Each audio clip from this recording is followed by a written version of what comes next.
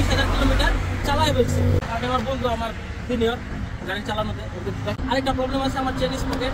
জিনিসটা অনেক যে গতিটা পাওয়ার কথা ছিল ওই গতিটা পাইতেছে না। যেটা যখন আমি চালু করি গাড়িটা এখন বসা আছে চালু করলে শব্দ হয়। আমরা মোবিলটাকে চেঞ্জ করবো, টাইমিং অ্যাডজাস্টারকে চেঞ্জ করবো।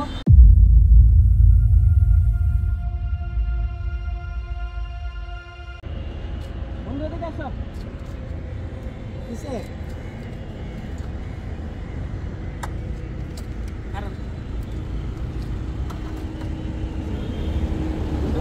প্রবলেম আছে।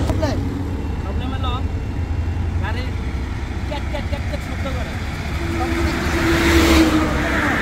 আমরা কিসের দিকে আছে সেটাই আলোচনা করা ট্রাই করবো। গাড়িটা যখন স্টার্ট দেওয়া হয় ক্যাট ক্যাট ক্যাট ক্যাট শব্দ করে।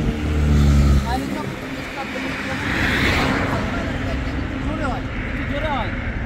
তোমার মনে হয় কি এটা ইঞ্জিনের দিকে ঠিক আসতেছে? না, আমার কাছে মনে হয় ইঞ্জিনের দিকে আইতেছে।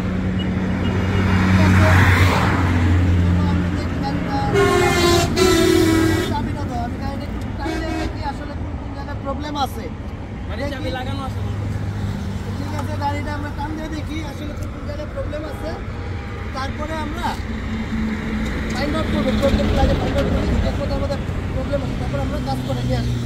ওকে, তুমি গাড়িটা চালাও, চালায় দেখো কি কি সমস্যা আছে, তারপর আমরা একটা সিদ্ধান্তে আসবো, আলোচনা করবো কোন জায়গায় কি সমস্যা আছে না আছে।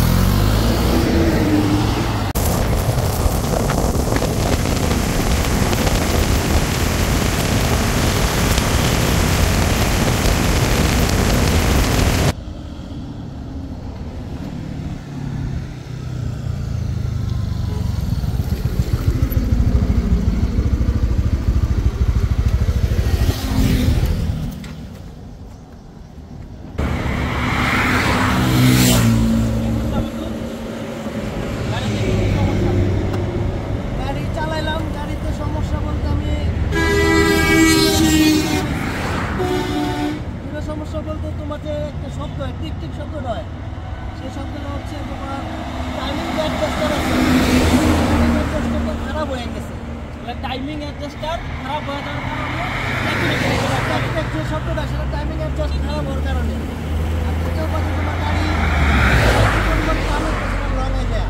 মানে জিনিসটা অনেক যে গতিটা পাওয়ার কথা ছিল ওই গতিটা পাইতেছে না, যে পাওয়ারটা পাওয়ার কথা ছিল ওটা পাইতেছে না।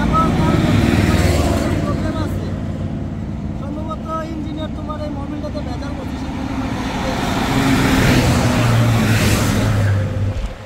সেই মোবিলটা পাওয়া যায় নাই, যার কারণে অন্য মোবিল ভরে দিচ্ছে। মোবিলটার কারণে তোমার ইঞ্জিনে একটু পারফরমেন্স কম হইতেছে, এটা কোনো প্রবলেম না। তবে তোমার পর্যাপ্ত পরিমাণ পাওয়ার করতে হবে, তোমার চেঞ্জ করতে হবে। সর্বপ্রথম তোমাকে মোবিলটা ড্রেন করতে হবে, ড্রেন করার পরে তুমি ফ্লাশার দিয়ে ইঞ্জিনটা ওয়াশ করে নিবা, কারণ এটাতে অন্য গ্রেডের মোবিল ঢুকে গেছে। ওয়াশ করে যে মোবিলটা আছে সেটা থেকে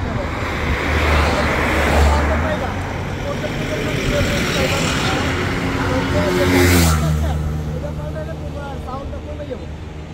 আর তোমার চেন সেটা খারাপ আছে, তোমার চেনের যে স্পকেট সামনে যে স্পকেট প্রবলেম আছে, তুমি চাইলে এটা চেঞ্জ করে নিতে পারো। ঠিক আছে, তাহলে কি তুমি এখন এই পার্টস কটা কিনতে যাবা? হ্যাঁ, আমরা অবশ্যই। আমার গাড়িতে একটা শব্দ গাড়িটা ইঞ্জিনটা যখন আমি চালু করি গাড়িটা এখন বসা আছে চালু করলাম একটা শব্দ হয়। কারণ আমার বন্ধু আমার সিনিয়র গাড়ি চালানোতে, ওকে দেখাইলাম, ও বলতে সেই টাইমিং চেঞ্জ করতে হবে।